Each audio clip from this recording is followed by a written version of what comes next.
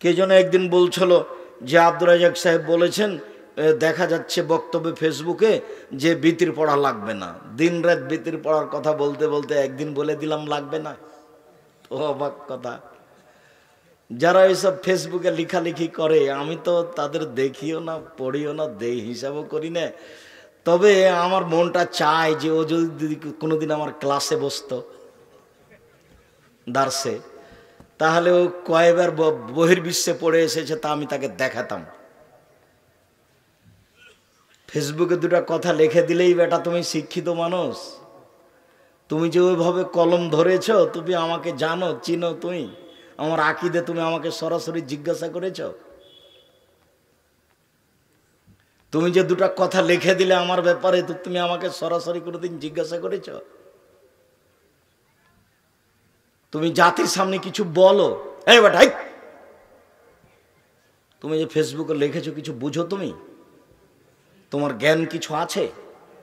পশু প্রাণীর পরিচয় দিয়ে কলম ধরো কেন? আমি তো বলছি 90 সাল থেকে নিয়ে এখন পর্যন্ত আমি অপ্রয়োজনীয় বাক্য বলিনি।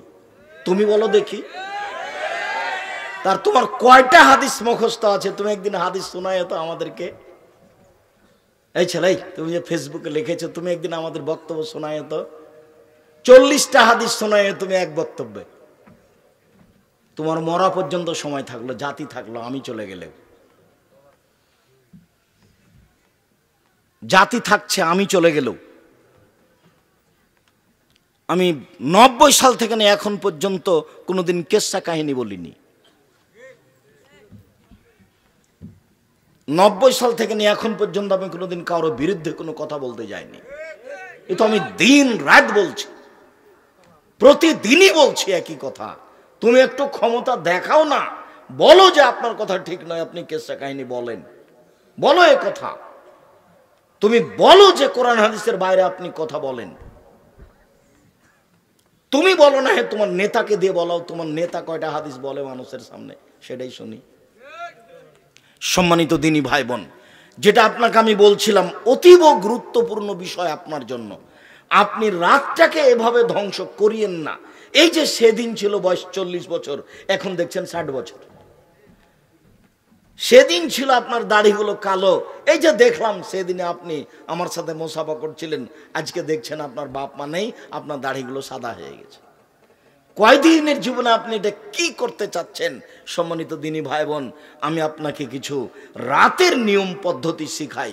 এমনিতে এখানে বললাম যে আল্লাহ রসুল বলেছেন যে রাতে একটা অংশ আছে, ওই সময় যদি কেউ কিছু চায়, যা চাইবে তাই দিয়ে দেওয়া হবে। তবে এখানে আর একটা পদ্ধতি বলা আছে যে রাতে ওযু করে শুইতে হবে। বুঝাতে পারলাম না মনে হয়।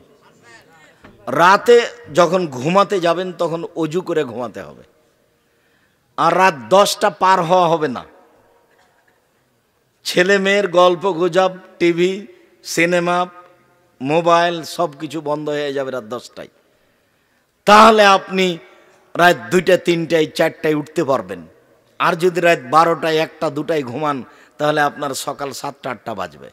তখন আপনি রাতকে মূল্যায়ন করতে পারবেন না।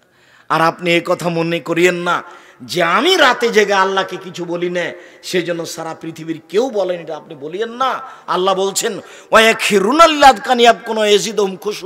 পৃথিবীতে হাজারো মানুষ আল্লাহর ভয়ে কেঁদে মাটিতে লুটিয়ে পড়ে, তাদের কান্নার শব্দ তাদের ভীতিকে আরো বেশি করে দেয়। নেন এবার, তাহলে আপনি মনে করছেন যে আমি রাতে উঠে কান্নাকাটি করি না, সেজন্য কেউ করে না? হাজারো মানুষ করে, হাজারো মানুষ আল্লাহর কাছে প্রার্থনা করে, আর আল্লাহর কাছে চাইলে তিনি খুশি হন। যার কারণে হাত তুলে চাইলে আরো খুশি হন, খালি হাত খান ফিরিয়ে দিতে লজ্জা পান।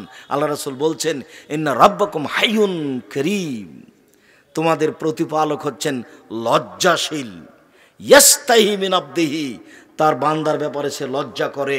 এই যা রাফায়াদাই হে আয়রদ্দ এলাইহে সিফরান, যখন হাত তুলে তার কাছে বলে তখন খালি হাতটা তাকে ফিরিয়ে দিবেন, আল্লাহ লজ্জা পান, বড় লজ্জা। না, তুমি যেটা চেয়েছো আমি দিয়ে দিলাম, যেহেতু তুমি হাত তুলে বলছো।